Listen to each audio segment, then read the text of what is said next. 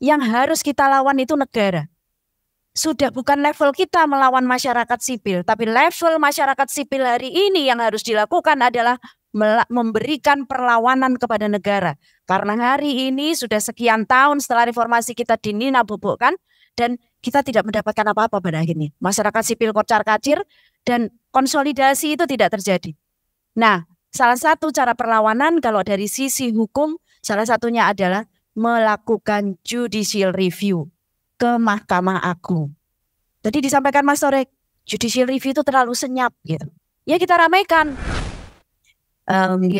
Saya kira perdebatan ini sebenarnya perdebatan yang sudah lama dan sejak 29 Mei 2024 ontran-ontran ini kemudian terjadi. Tapi saya ingin flashback ke belakang karena tadi disebut sebagai proponen 98. Teman-teman, Ferdy Hadis itu pernah mengingatkan kita bahwa konsolidasi masyarakat sipil pada era reformasi itu hanya terjadi 3 bulan. Tidak lebih dari itu. Nah, setelah itu, state capture yang terjadi. Semua-muanya negara yang kemudian punya kuasa. Apa yang terjadi? Pada saat demokrasi mau kita tempatkan secara berimbang, ada demos, ada kratos. Pada akhirnya kekuatan ada pada kratos. Demos ini sama sekali nggak memiliki kekuatan. Jadi kalau hari ini kita mau melakukan kalau hari ini kemudian masyarakat sipil diberi konsesi tambang, itu sebenarnya memang upaya negara untuk menguasai demos. Upaya negara untuk menguasai masyarakat sipil. Tidak hanya menguasai, memecah belah ya, gitu. Jadi kalau mau diberikan itu hanya untuk menguasai, tidak, pada dasarnya adalah memecah belah. Kita tahu sebenarnya pada saat reformasi 98 itu yang kita inginkan adalah sumber daya alam itu maunya sebesar-besarnya untuk kemakmuran rakyat. Tahun 2011 saya menjadi perwakilan masyarakat sipil untuk EITI, Extractive Industry Transparency Initiative.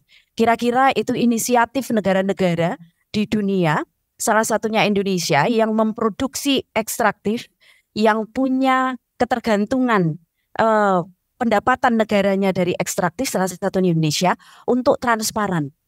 Nggak boleh lagi ada royalti yang dibayarkan, produksi seharusnya sekian metrik ton, kemudian dilaporkannya kurang dari itu, misalnya gitu. Dan itu banyak terjadi. Nah, maka 2011 pada saat awal EITI itu ada, itu pada zaman SBY itu Mas Farid. Jadi dulu ada EITI sampai sekarang juga masih ada. Dan rencananya Jokowi itu mau menghapus itu. Jadi pada saat itu duduklah antara negara, swasta dengan masyarakat sipil. Kerugian-kerugian masyarakat sipil itu bisa diungkapkan. Minimal 5.000 metrik ton produksi itu harus diungkap ke publik. Itu kan dianggap mengacak-acak. Pemerintah maunya 10.000 metrik ton saja. Tapi kemudian kita bertahan supaya 5.000 metrik ton produksi harus sudah dipublish. Dan dari situlah kemudian kemenangan-kemenangan kecil itu sudah mulai terjadi. Tapi apa yang terjadi semenjak kemudian proses 2014 di mana masyarakat sipil mulai berkonsolidasi seolah-olah menyatu dengan negara gitu kan. Siapa yang dulu bilang Jokowi adalah kita? Sudah ngaku aja, nggak usah. Iya, nggak usah disembunyikan gitu loh. Nah, 2014 begitu, dan akhirnya lupa. 2019, kondisi yang tidak baik-baik saja itu terjadi. Terpilihlah yang kedua kali. Dari situlah kenapa kemudian upaya-upaya tadi, cerita-cerita bahwa sebelum kalau kita bisa memenangkan pasangan calon yang ditunjuk, maka dari situlah konsesi akan diberikan. Kira-kira kan begitu. Narasinya ke sana. Nah, teman-teman, narasi itu adalah narasi riswah. Narasi itu adalah narasi suap pada saat suapnya itu pada saat dia menjanjikan dan kemudian janji itu dipenuhi. Janjinya itu tidak diberikan pada hari H, tapi kan kalau menang maka akan diberikan konsesi itu. Nah, kenyataannya kemudian kemenangan itu terjadi dan konsesi kemudian diberikan. Jadi urutan-urutan itu yang saya kira memang harus disadari. Nah, sayangnya kemudian ini masyarakat sipil itu sebenarnya kan bisa berkonsolidasi nih. Muhammadiyah punya majelis tarjih. Kira-kira Muhammadiyah masih lumayan lah. Derajat demokrasinya lebih tinggi lah. Sudah ada diskusi gitu kan. Ini Nahdien ini agak memalukan ini. Tanpa mempedulikan mau Basul Masail ngomong apa. Mau Muktamar di Lampung ngomong apa. Ya semau gue saja gitu kan. Saya nggak peduli. Jadi yang sudah berbusa-busa ngumpulkan para fuqaha kira-kira gitu ya. Ahli-ahli fikih gitu. Sudah dikumpulkan. Kemudian membuat Basul Masail, ya sudah diparkir begitu saja dan kemudian keputusan langsung ada oleh pengurus besar. Kira-kira gitu. Masih mending Muhammadiyah di Unisa gitu kan. Sempat terjadi dialektika, nerima enggak ya, gitu-gitu kira-kira. Nah, dari sana saya kira proses itulah yang kemudian penting untuk menjadi catatan bagi kelompok masyarakat sipil. Baik NU maupun Muhammadiyah ini adalah korban. Harus kita catat begitu. NU maupun Muhammadiyah adalah korban. Korban siapa? Nah, ini yang penting untuk kita cari. Nah, teman-teman, semuanya berawal dari munculnya PP 25 tahun 2024. Tanggal 29 Mei. Apa yang dijanjikan sejak awal itulah yang kemudian diberikan di 29 Mei itu. Oke, kutunaikan janji, impas, selesai urusan gitu kan. Sebagai perjanjian pada saat itu, gentleman agreement itu sudah selesai. Tapi dalam konteks pemilu, maka suap menyuap itu yang harus kita gali lebih jauh. Ini satu hal. Kemudian yang kedua, kalau tadi sudah dibedah di PP 25, pertentangannya apa saja, saya kira sudah jelas. PP 25 itu teman-teman, sebenarnya sebelumnya tidak menginginkan soal kok yang dulu diberikan kepada BUMN, BUMD itu akan diberikan kepada Ormas. No, itu sudah terakhir. Itu kan awalnya mau diberikan ke koperasi, kemudian gitu kan. Kalau ormasnya terlalu banyak, susah lah.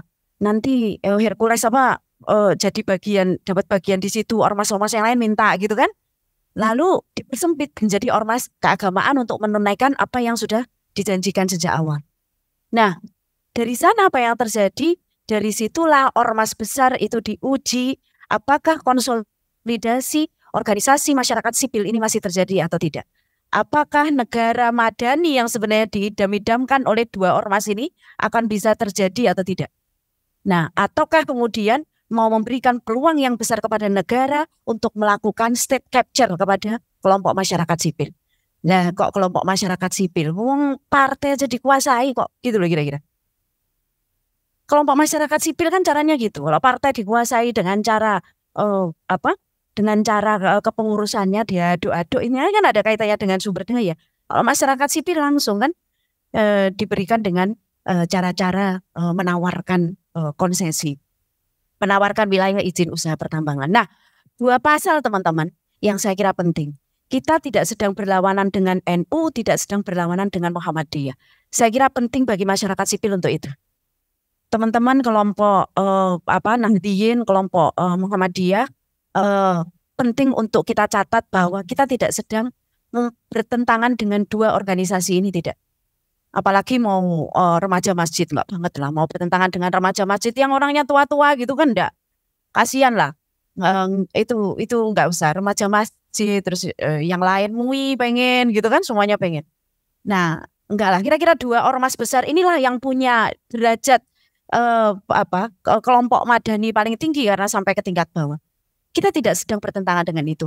Maka kalau kemudian kita mempersoalkan PP 25 2024, kita sesungguhnya sedang melawan negara ini. Yang harus kita lawan itu negara. Sudah bukan level kita melawan masyarakat sipil, tapi level masyarakat sipil hari ini yang harus dilakukan adalah memberikan perlawanan kepada negara. Karena hari ini sudah sekian tahun setelah reformasi kita dinina-bobokkan dan kita tidak mendapatkan apa-apa pada akhirnya. Masyarakat sipil kocar-kacir dan konsolidasi itu tidak terjadi. Nah, salah satu cara perlawanan kalau dari sisi hukum, salah satunya adalah melakukan judicial review ke Mahkamah Agung. Tadi disampaikan Mas Torek, judicial review itu terlalu senyap gitu. Ya kita ramaikan. Sebelum judicial review itu kita kan ontran-ontran gitu kan di depan Mahkamah Agung gitu. Siapa yang mau menjadi pemohon? Oh, ini ada perempuan Nahdien, ada perempuan Muhammadiyah gitu kan. Ada siapa lagi? Elkis datang nggak ya? Elkis katanya tadi mau datang. Elkis itu lembaga dulu plesetannya lembaga kok isinya setan, lembaga kajian Islam dan sosial. Dulu guyonannya lembaga kok isinya setan gitu. Tapi ini nampaknya harus menjadi kelompok yang sadar. Setan itu harus dilawan dengan setan, kira-kira gitu kan. Nah, jadi Elkis nampaknya akan menjadi organisasi yang pas untuk melakukan itu dan kami masih menunggu pemohon-pemohon lain yang kemudian siap untuk melakukan itu. Kira-kira kemarahannya harus ke sana. Jangan lagi kemarahan kita sampaikan kepada korban, tapi kemarahan kita sampaikan kepada pelaku. Kalau negara hari ini melakukan state capture itu dengan cara-cara konstitusional, maka kita harus melawan dengan cara-cara konstitusional. Salah satu cara melawan dengan konstitusional yang sudah diberikan ruang oleh peraturan perundang-undangan adalah melalui judicial review. Itu saya kira yang memang harus dilakukan dan perlawanan tidak boleh berhenti sampai di sini. Pemohon harus siap untuk menjadi bagian penting dari perwakilan kelompok masyarakat sipil dan dia menjadi bagian dari upaya untuk terus-menerus mengkonsolidasi. Teman-teman yang nanti menjadi pemohon siap untuk terus-menerus berkonsolidasi dengan masyarakat sipil karena yang dimiliki oleh masyarakat sipil itu bukan senjata. Yang kita miliki adalah kata-kata. Mari kita susun kata-kata itu dalam satu permohonan yang rapi, yang secara konstitusional juga diberikan ruang. Dan dari sanalah kekuatan kata-kata itu akan coba kita susun sama-sama. Saya kira itu kita harus maju terus, nggak boleh berhenti. Bangsa ini tidak boleh roboh hanya oleh segelintir orang, apalagi oleh dinasti. Kita masih menjadi Republik Indonesia dan bukan menjadi monarki. Terima kasih. Assalamualaikum warahmatullahi wabarakatuh.